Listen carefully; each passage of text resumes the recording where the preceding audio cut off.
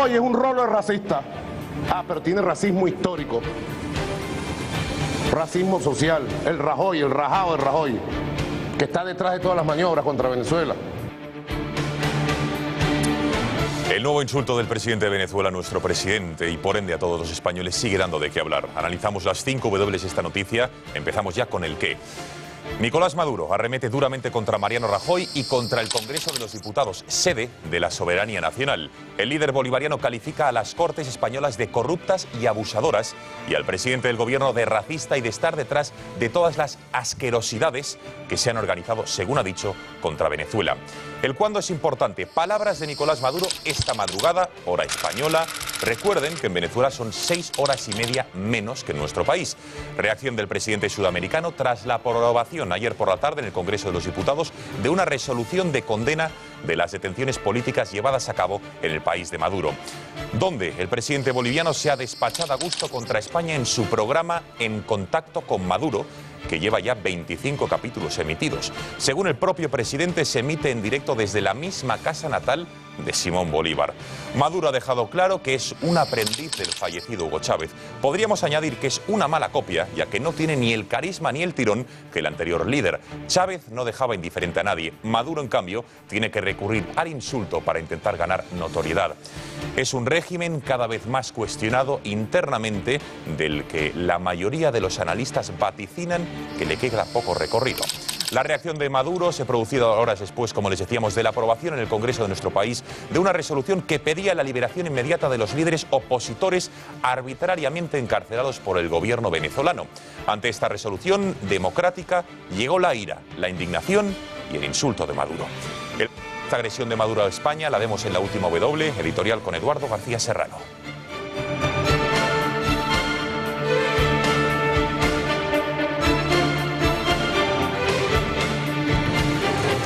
Pero es que no hay nadie que, como a su antecesor, sea capaz de decirle a Maduro: ¿por qué no te callas? Don Juan Carlos lo hizo en presencia de Zapatero cuando Hugo Chávez eructaba bellotas contra Aznar. Ahora es su sucesor, Nicolás Maduro, el que dedica sus flatulencias verbales a Rajoy y por ende a España, a cuenta de la petición parlamentaria de libertad para los presos políticos venezolanos. La diplomacia y Maduro son conceptos no homologables, en la misma medida en que él y su régimen han convertido la libertad en una entelequia en Venezuela, donde toda oposición es encarcelada o asesinada a tiros en plena calle, mientras el pueblo encadenado hace colas tercermundistas para comprar papel higiénico. Los adjetivos que Maduro le dedica a Rajoy y a España carecen todos de la fuerza de la verdad. Sin embargo, él y su régimen caben en una sola palabra: tirano. ¿Por qué no te callas, tirano?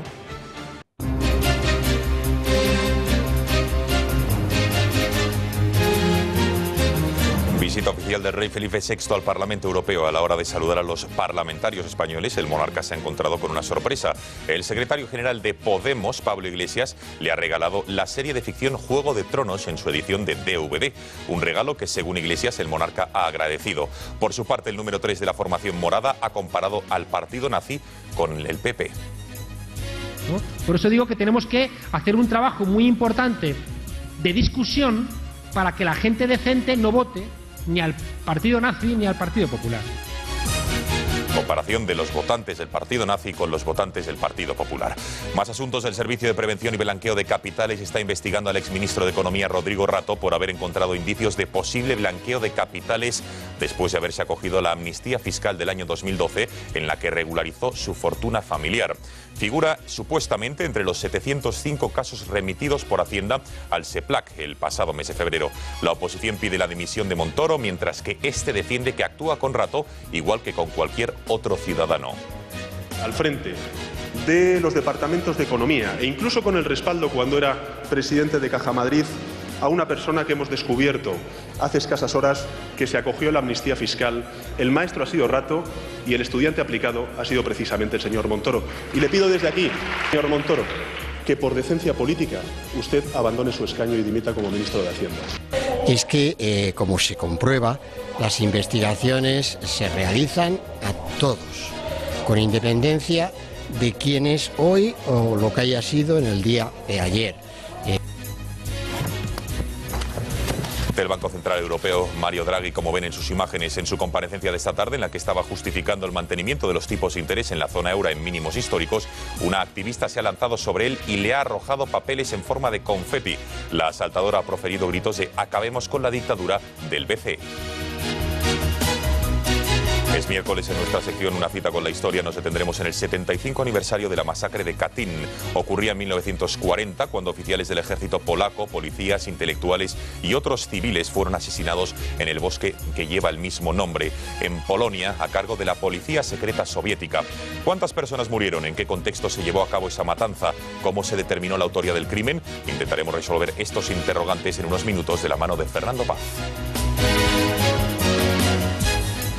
Y en los deportes, Juanma Pérez Noya, buenas noches. ¿Qué tal? Buenas noches. Bueno, ayer fue el turno del Atleti, del turno del Madrid, hoy le toca al Barça la Champions, ¿no? Hoy le toca al Barcelona en la Champions League. En apenas 45 minutos comenzará su partido en el Parque de los Príncipes ante el Paris Saint-Germain. Si lo vemos ahora mismo en pantalla, Messi, Neymar y compañía ya están en Francia para disputar este partido, están en París para disputar este partido, y la sorpresa es que Montoya será titular supliendo a Dani Alves. Mathieu además será suplente y Mascherano jugará en el centro de la defensa. Por tanto, recordamos el 11 titular del Barça: Ter Stegen, Montoya, Piqué, Mascherano, Alba, Busquets, Iniesta, Rakitic, Messi, Neymar y Suárez. En el Paris Saint-Germain la principal novedad es que David Luiz no se ha recuperado y finalmente será suplente.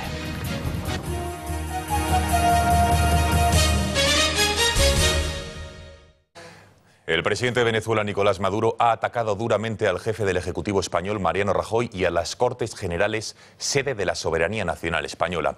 En declaraciones en su programa de televisión llamado En Contacto con Maduro, de la televisión pública venezolana, el líder bolivariano ha calificado de abusadores y corruptos al Congreso de los Diputados y de racista al presidente de nuestro país. Rajoy es un rolo de racista. Pero tiene racismo histórico. Racismo social, el Rajoy, el rajado de Rajoy, que está detrás de todas las maniobras contra Venezuela, está detrás de todas las jugadas, de todas las asquerosidades contra la patria de Bolívar.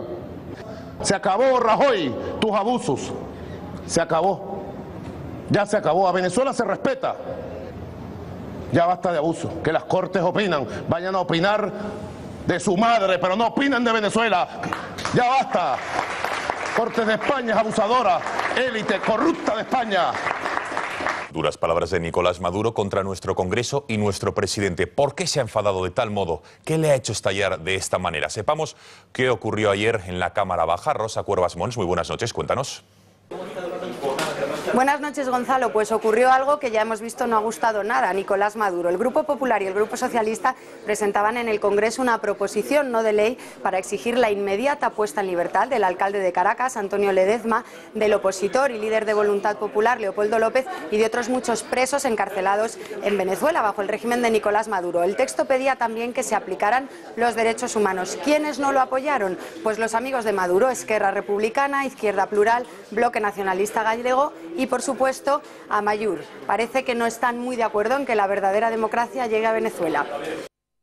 Muchas gracias, Rosa. Maduro reaccionaba así contra Rajoy y los diputados. Veamos qué han dicho estos al conocer los insultos del líder bolivariano. Condena unánime de todos los partidos, menos de uno: Izquierda Unida, con Cayo Lara a la cabeza. En fin, pues que acusar a un gobierno, a un político, a un partido o a toda una Cámara por defender la libertad y que haya pluralidad en las democracias, yo creo que es absolutamente fuera de lugar. El Partido Socialista apoya esta decisión del Gobierno de España de llamar a consultas al embajador venezolano, porque consideramos que las declaraciones que hizo ayer el presidente Maduro son completamente inaceptables y fuera de lugar. No lo sé si Rajoy será racista o no lo será, ¿no? No espero que lo sea, desde luego, desde el punto de vista de cuando le quitaron a los inmigrantes sin papeles los derechos de sanidad. Más reacciones en el gobierno español, malestar. Esta mañana han convocado al embajador venezolano en nuestro país. Se han reunido en un encuentro breve de apenas 5 minutos. Ha sido el director general para Iberoamérica quien ha trasladado al embajador el rechazo de nuestro país con el presidente Maduro. El gobierno español considera intolerables e inaceptables las declaraciones de Maduro, al tipo que ha advertido a Venezuela de que declaraciones de este tipo no contribuyen al entendimiento de países históricamente vinculados con fuertes lazos. El diplomático venezolano ha dicho tomar nota libertad y se ha comprometido a trasladar la queja al gobierno de su país. Precisamente en un comunicado publicado por el Ministerio de Asuntos Exteriores se traslada efectivamente al embajador que este tipo de declaraciones e insultos no contribuyen al entendimiento e históricamente los lazos estrechos entre ambas naciones. Tenemos conexión telefónica con el director del periódico El Nacional. Como saben, es uno de los más influyentes en ese país. Queremos saber si el enésimo insulto de Maduro a nuestro país, si todos los venezolanos comparten lo que el presidente de su país ha dicho. Señor Miguel Enrique Otero, muy buenas noches. No, bueno, gracias por su llamada, porque va a compartir los venezolanos los insultos de Maduro, eso no lo comparte nadie. Eso le iba a decir. ¿Piensa el pueblo de Venezuela todo lo que dijo anoche Maduro? No, claro que no. Él está muy desesperado porque él tenía un discurso antiimperialista y el acercamiento entre Obama y Raúl Castro le tumbó el discurso antiimperialista. Entonces ahora no hay que hacer, ahora desplaza el discurso antiimperialista hacia Rajoy, o sea, hacia cualquier cosa. Y está muy desesperado porque estamos viendo una crisis económica brutal, donde el desabastecimiento es cada día peor, donde hay falta de liderazgo en el gobierno y donde puede pasar cualquier cosa en cualquier momento. Entonces, él toma un discurso, asume un discurso absolutamente violento, destemplado e incoherente. ¿Cree que sirven de algo tipo de resoluciones aprobadas, por ejemplo, ayer en el Parlamento español, también en el europeo hace unas semanas, condenando los presos políticos y pidiendo su liberación, es decir, lo que está ocurriendo en Venezuela? ¿Sirve de algo a la práctica o no? Bueno, sí sirve. Hay 25 expresidentes que se han pronunciado, hoy fueron 25. Y los congresos de los distintos países de América Latina se van pronunciando uno tras otro, y todas las instituciones que defienden derechos humanos se han ido pronunciando. O sea, Maduro se ha ido quedando solo, porque Cuba no lo apoya. Cuba está en otro negocio en estos momentos. Entonces Maduro se quedó solo, se quedó aislado, tratando de aglutinar a su gente en Venezuela con ese discurso violento que la verdad es que los venezolanos no se lo compran muy bien. Señor Enrique Otero, Miguel Ángel Enrique Otero, muchísimas gracias una vez más por haber atendido la llamada de este informativo y ánimo en su lucha diaria en pos de la libertad en su país. Gracias y buenas noches. Gracias a ustedes. Cambiamos asunto porque hay nuevas declaraciones plagadas de polémica de Juan Carlos Monedero, número 3 de Podemos. En una conferencia en la Universidad de Córdoba, en la que se analizó el estado de salud de la izquierda en España, Monedero comparó a los votantes del partido nazi con los votantes del PP. Luego, tras darse cuenta de la barbaridad que había dicho, intentó restarle importancia. ¿Un nazi? María, que no tienes ni un... ¿Honesto? Pues no. ¿Puede haber gente honesta que votó al partido nazi? Pues claro, ¿no? Por eso digo que tenemos que hacer un trabajo muy importante de discusión para que la gente decente no vote ni al partido nazi ni al Partido Popular. Lo otro, esto era un ejemplo, ya. Era un ejemplo. Por favor, mañana que no saquen esto en ningún lado. Eduardo, ¿por qué crees que Monedero ha dicho semejante cosa o barbaridad? Quizá porque es tonto, pregunto. Vamos a ver, ¿se puede ser bobo y ser de Podemos? ¿Se puede ser un malvado y ser de Podemos? Ante las preguntas retóricas planteadas por Juan Carlos Monedero sobre el nazismo y sus votantes, buscando la equiparación de los honestos ciudadanos alemanes que votaban a los nazis con los españoles que votan al PP, no cabe más que responder con la misma retórica. Por ejemplo, en el caso concreto de Juan Carlos Monedero, podríamos preguntar, ¿se puede ser un defraudador fiscal y ser de Podemos? ¿Se puede ser concejala y dar subvenciones públicas a tu hermanito, como Tania Sánchez, y ser la Dulcinea de Podemos? ¿Se puede ser hijo del FRAP, de un grupo terrorista como Pablo Iglesias, y ser de Podemos? ¿Se puede ser comunista y aliado de los nazis para repartirse Polonia? Evidentemente sí. ¿Se puede ser tan sectario y mezquino como Monedero y ser profesor universitario? Desgraciadamente, también.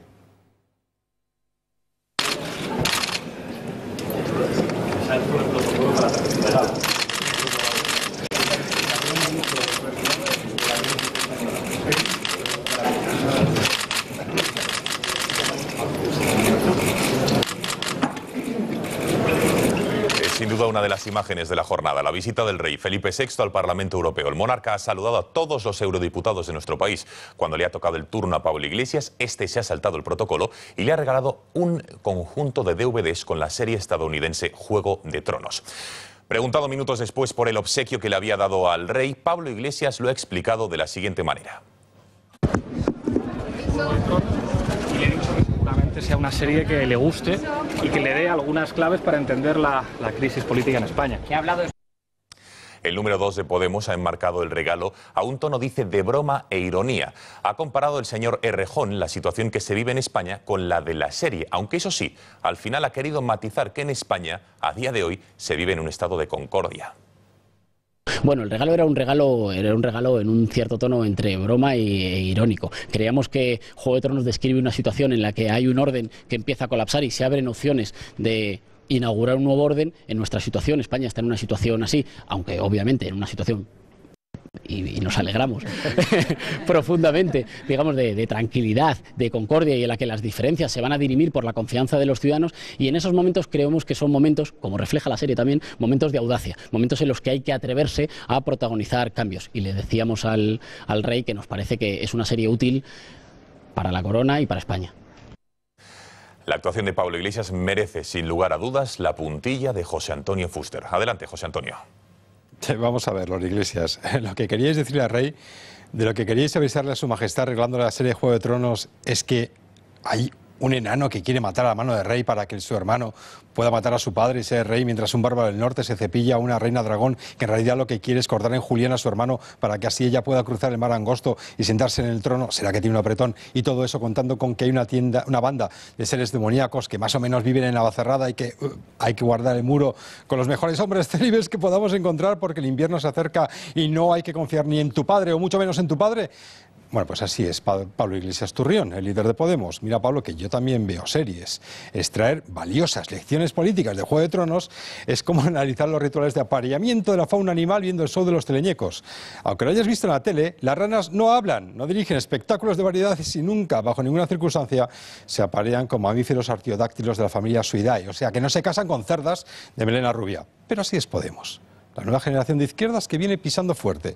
La que no es capaz de leer a Oswald Spengler, la que no es capaz de leer nada en concreto, pero que es capaz de encontrar hermosísimas lecciones de geoestrategia en el mapa de la insoportable Dora la Exploradora. Muchas gracias, José Antonio. Podemos también está de actualidad por la marcha atrás que ha dado en determinados asuntos bandera que llevaba en las pasadas elecciones europeas, pero que a día de hoy no solo no los lucen, sino que incluso podríamos decir que se avergüenzan de ellos. Ya no se les oye hablar de la OTAN, de la renta básica, de la auditoría de la deuda. Guillermo Moreno, muy buenas noches. ¿Hacia dónde se dirige Podemos? Buenas noches, Gonzalo. Pues Pablo Iglesias lleva unas semanas cumpliendo el famoso dicho de donde dije digo, digo Diego. Y sus postulados revolucionarios, que convulsionaron el panorama político y le dieron 5 eurodiputados, pasan ya a mejor vida. Ahora Iglesias tiene un nuevo espejo en el que mirarse. La socialdemocracia que tanto le gustaba a ZP. Así, eso de poner la edad de jubilación a los 60 años se olvida y propone fijar esa edad en 65, flexibilizándola según trabajos. Y lo de no pagar parte de la deuda, pues lo mismo. Ahora, si la economía crece, como es el caso, se pagará. Y si se estanca, se renegociarán pagos y plazos. De pedir una renta mínima para todo ciudadano, por el mero hecho de serlo, ahora pasa a pedir una renta básica para los que no tengan ingresos. Y de resucitar el famoso OTAN no del PSOE de los 80, se pasa a decir que si se sale el país, se queda en una posición de debilidad. Como buen republicano, Iglesias quería la democratización de las instituciones del Estado, incluida la monarquía, lo que supondría una nueva constitución. Ahora sostiene que no es el momento de tocar el debate del cambio de modelo de Estado. Lo dicho, el señor Pablo Iglesias o la incongruencia personificada. Together, such developments will lead to a sustained return of inflation towards a level below but close to 2%. Menudo susto se ha llevado hoy el presidente del Banco Central Europeo, Mario Draghi. Lo van a ver en unos instantes. Fíjense, una activista ha interrumpido su rueda de prensa en la que estaba informando sobre la política del banco con los tipos de interés. Ha asaltado a Draghi y, abalanzándose sobre su mesa entre gritos de acabar ya con la dictadura del BCE, le ha arrojado confeti. Tras ser detenida por los agentes del orden, el presidente del BCE ha podido proseguir con su comparecencia, en la que, por cierto, ha felicitado a España por la mejoría de los datos del paro, pero le ha pedido reforzar las políticas laborales. Situación parecida vivió Rodrigo Rato hace unos días. El exministro de Economía estaba en Ginebra dispuesto a tomar un avión destino a Madrid cuando un grupo de pasajeros le increpó con frases tales como «alguien ha robado» o «en este avión hay un ladrón», en clara referencia al caso Bankia. Imágenes de hace unos días. Hoy hemos conocido que Rato podría estar siendo investigado por un supuesto blanqueo de capitales. En el año 2012 se acogió la amnistía fiscal del gobierno del PP para regularizar la fortuna familiar. Como consecuencia, está incluido supuestamente en un listado de 705 personas a las que el Servicio Ejecutivo de Prevención y Blanqueo de Capitales investiga por posibles delitos de blanqueo. La oposición ha mostrado su indignación en bloque ante esta nueva noticia que salpica a Rodrigo Rato. Todos los partidos han pedido responsabilidades al gobierno, incluso han llegado a pedir la dimisión del ministro de Hacienda, Cristóbal Montoro. Y le pido desde aquí, señor Montoro, y con esto termino, le pido desde aquí, señor Montoro, que por decencia política usted abandone su escaño y dimita como ministro de Hacienda. Muchísimas gracias. El señor Rato hoy está en el mundo privado y, por tanto, él sabrá lo que tiene que hacer. Directa. Y, desde luego, ahora cuando se le ha preguntado si ha acudido o no a esa amnistía fiscal de su gobierno, del señor Montoro, él no lo ha negado y era muy fácil haber dicho que no. No sé cómo va a acabar este asunto, pero, desde luego, es desmoralizante. Es, sinceramente, otro mazazo.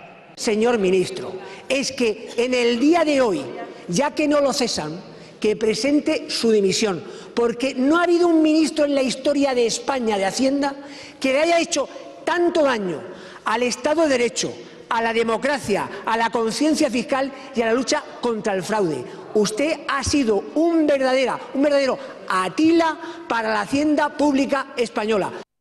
Preguntado al respecto, el ministro de Hacienda, Cristóbal Montoro, no ha revelado si el SEPLAC está investigando a Rato. Lo que sí ha asegurado es que desde su ministerio se trata a todos los ciudadanos de igual modo. Preguntada al respecto, por su parte, Esperanza Aguirre ha dicho sentirse bastante defraudada con Rato. Según la candidata del PP a la alcaldía de Madrid, Rato no ha estado excesivamente acertado desde que dejó el FMI. Yo he dicho hace tiempo que Rodrigo Rato, desde que dejó el Fondo Monetario Internacional, creía yo que no había estado excesivamente acertado. Y bueno, pues este asunto, como no sé si viene de antes o de... No puedo opinar ni quiero opinar hasta que él no dé las explicaciones que estoy segura que dará. Un caso como este al final... Y esta es la reacción de Rodrigo Rato a Europa Press, donde textualmente ha dicho que no le consta que el SEPLAC le haya abierto una investigación por supuesto blanqueo de capitales, ni tiene ni ha tenido ninguna sociedad en Gibraltar e Islas Vírgenes, en referencia a una información que aparecía en el periódico digital Voz Populi en las últimas semanas. Desmentido del señor Rodrigo Rato. Más asuntos, vamos a conectar con la redacción del periódico digital infovaticana.com porque la web del Vaticano ha sido atacada esta tarde por unos hackers, piratas informáticos turcos. Información que nos acercaba a infovaticana.com.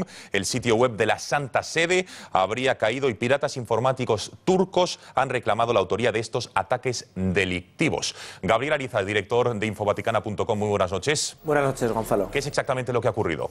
Pues esta tarde, sobre las 5:30 de la tarde, la página web de la Santa Sede, vatican.va, efectivamente ha caído, ha sufrido un ataque informático, un ataque hacker, y ha estado caída hasta hace unos minutos, que ha sido reactivada. Varios usuarios de Twitter, identificados como hackers turcos, han reivindicado la autoría del ataque, y esto, bueno, pues ya gracias a Dios en los últimos minutos se ha conseguido reactivar el funcionamiento de la página web de la Santa Sede. Gabriel, ¿por qué hackers turcos querrían atacar la web de la Santa Sede? Bueno, parece que Turquía está muy disgustada porque el domingo pasado el Papa Francisco tuvo la valentía de hablar del genocidio armenio, ese genocidio que tuvo lugar hace ahora 100 años, en 1915. El Papa Francisco se refirió a él como el primero de los 3 grandes genocidios del siglo XX. Hay que recordar que en Turquía hablar del genocidio armenio es un delito.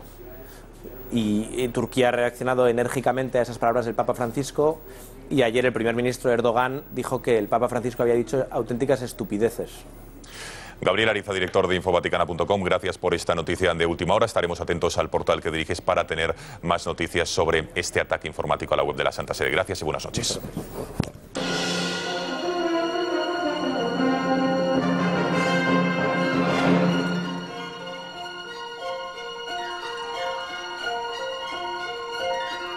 Pasan 25 minutos de las 8 de la tarde. Secciones miércoles de Una cita con la historia. Fernando Paz, muy buenas noches. Muy buenas noches. Bueno, Gonzalo. Una efeméride que ha querido usted contar hoy, desde luego sin duda muy cruel, sangrienta, para borrar de la historia.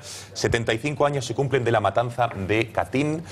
Los soviéticos eliminaron, ahora usted nos dice la cifra exacta, porque aquí creo que hay un baile, un número, a muchos polacos, gente civil, policías, profesores de todo tipo, con, en fin, tiros en la nuca. Ocurría en 1940. Exactamente, ¿qué fue esta matanza de Katyn? Bueno, cuando se produjo el reparto de Polonia en septiembre de 1939 entre Alemania y la Unión Soviética, la mitad, casi la mitad de la población, no tanto, pero cayó en manos de los soviéticos, que se hicieron cargo de esa mitad de Polonia y en consecuencia decidieron eliminar a las élites polacas para que Polonia no pudiera resurgir nunca. Lo que hicieron fue masacrar a una cifra de aproximadamente unos 22.000 oficiales, soldados, también profesores, sacerdotes, incluso algunos miembros de la aristocracia, precisamente para privar a Polonia de un futuro y que pudiera estar dominada y genuflexa ante el poder soviético. Con lo cual, únicamente por motivos políticos. ¿Por qué se lleva a cabo esta matanza? No, por motivos políticos. Al margen, Stalin también tenía un odio particular a los polacos por muchas razones.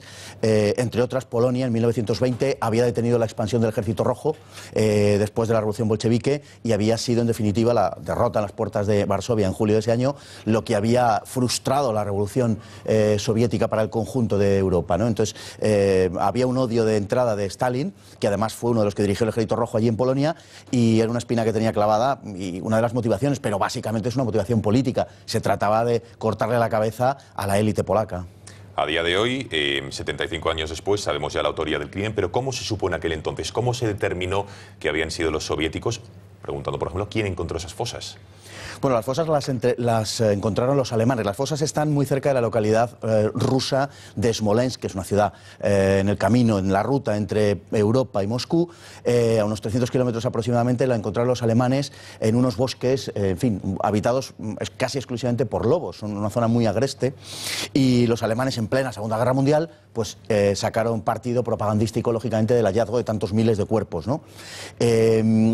Hubo una comisión internacional hecha por médicos de países neutrales, por forenses, que dictaminaron que la autoría no había sido alemana, porque los alemanes ocupaban la zona desde agosto de 1941 y los muertos, o sea, el estudio forense daba que se habían producido las muertes con más de un año de anterioridad a la ocupación alemana, por lo tanto no podían haber sido los alemanes.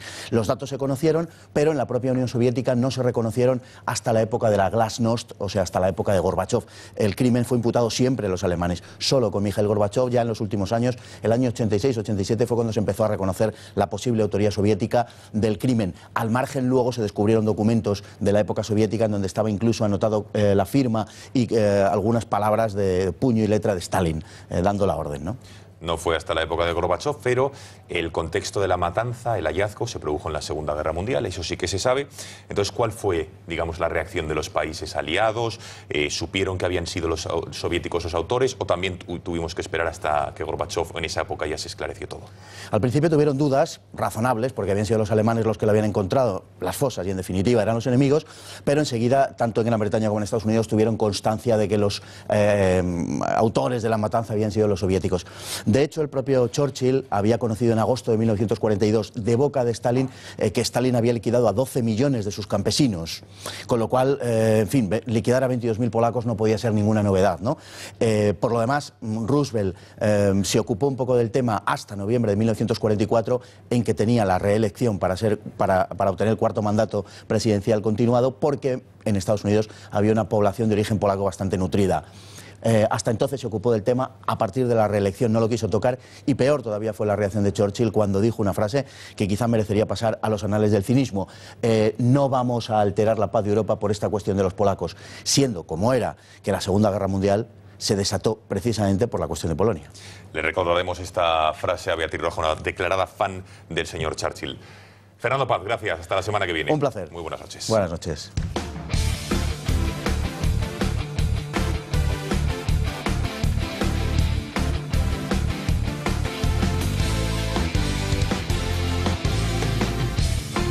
Juanma Pérez Noya, buenas noches. ¿Qué tal? Buenas noches. 16 minutos para que comience. Hoy vamos todos con el equipo español. Exactamente, vamos todos con el equipo español, o casi todos. Porque en apenas 15 minutos comenzará en el Parque de los Príncipes de París el partido trascendental, la ida de los cuartos de final entre Paris Saint-Germain y Fútbol Club Barcelona, como os hemos comentado antes. El titular en la banda derecha será finalmente Montoya. En el Paris Saint-Germain no llega al equipo titular, no puede jugar de inicio David Luiz, veremos si lo hace a lo largo del partido, pero vamos ahora con la polémica del derbi madrileño en Champions League que sucedió anoche. El partido fue muy intenso y durante la primera mitad el Madrid dominó claramente a su rival, sin embargo en la segunda se sucedieron las acciones polémicas. Vamos a ver la primera de ellas, que es este codazo que propinó Sergio Ramos a Mario Mandžukić, el delantero croata. Se quejó al árbitro del partido, al árbitro serbio, y bueno, para muchos fue un codazo voluntario, para otros, para los madridistas, por supuesto, fue una acción propia del salto. Vemos la siguiente jugada que ha dado bastante más que hablar.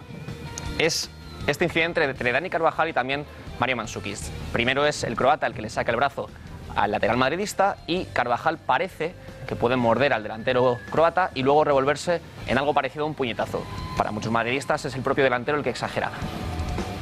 Poco después del partido, Dani Carvajal acudía a las redes sociales para justificar esa acción. Lo vemos justo ahora mismo en pantalla. Se me acusa de morder a un jugador rival, dejo claro que ni le he mordido ni lo intento. Aún así, el debate en las redes sociales continuó hasta que Mario Mandžukić este mediodía lo ha zanjado, indicando que para él no hubo ninguna polémica, ni mordisco ni nada. Así que la verdad es que muy honesto el delantero del Atlético de Madrid, que zanjó la polémica. Sin embargo, otro compañero suyo, Mario Suárez, no fue tan diplomático al final del partido, calificando al árbitro serbio de malo y diciendo que tendría que haber arbitrado un partido tan trascendental un árbitro de otra nacionalidad. Escuchémosle. No, no es que estemos enfadados. La verdad, ¿eh? No, yo creo que al árbitro hoy igual que nosotros fallamos, los árbitros cometen errores, hoy no ha estado a la altura el árbitro, pero yo creo que para ninguno de los dos equipos. Es cierto que a nosotros a lo mejor nos ha perjudicado un poco más, pero bueno, no es ninguna excusa. El partido luego ha sido sus derroteros, hemos estado sin un partido muy equilibrado en el que los dos equipos, ya te digo, hemos tenido ocasiones, no hemos concretado ninguna y bueno, esperemos que la semana que viene haya otro árbitro que deje un poco más de fluidez y haga un poco las cosas mejor. Bueno, Mario Suárez también acudió a las redes sociales y se disculpó diciendo que no había querido ser excesivamente duro con el árbitro, aunque no fue lo que pareció, con tal y como escuchamos ahí. Bueno, Juanma, mañana nos cuentas qué tal el Barça, espero que gane mejor, ¿no? Sí. O que gane el español en este caso, el equipo español. Veremos qué pasa. Gracias, Juanma. Señores, muy buenas noches, nos despedimos. Mañana la información vuelve a las 8 de la tarde y no se preocupen, que la única, la inigualable Beatriz Rojo mañana estará de vuelta aquí en el informativo. Gracias por su confianza. Adiós.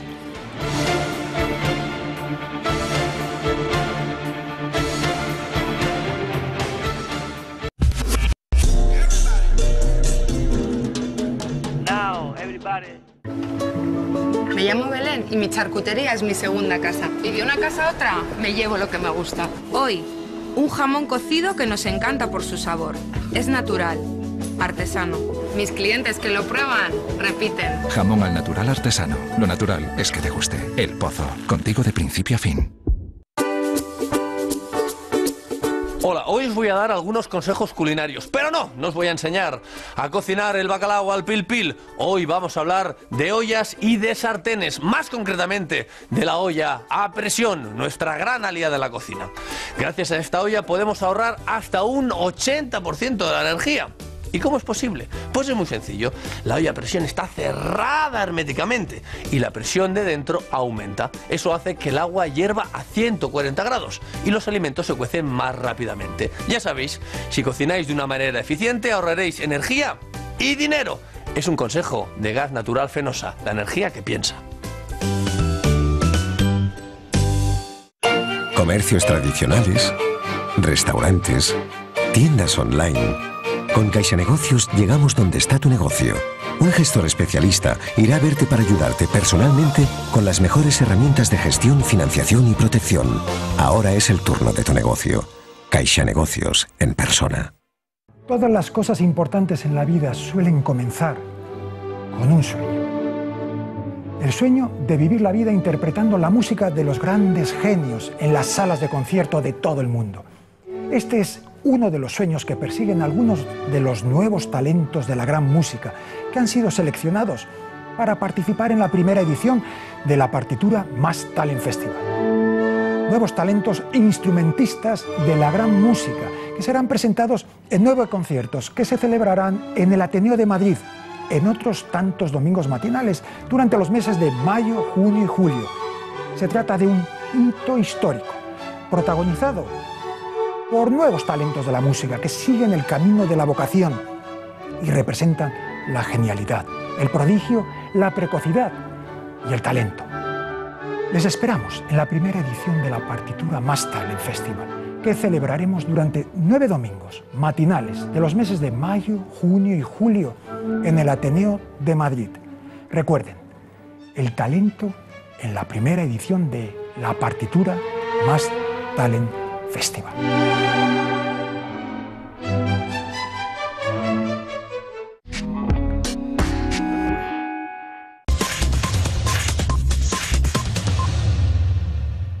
Henos aquí, henos de Pravia para lavar esta frente, como el Redolmendo.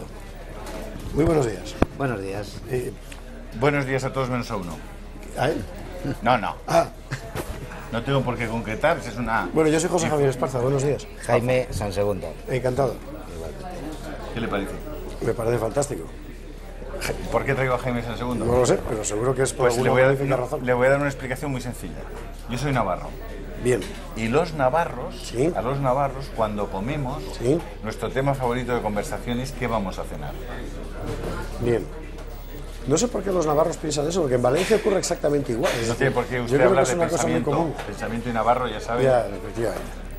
Bueno. Y don Jaime es el segundo, en temas de gastronomía, pues es un innovador. Y como tiene un restaurante fantástico en la calle Zurbarán, le digo, vente y lo cuentas. ¿Qué es lo que habéis hecho, Jaime?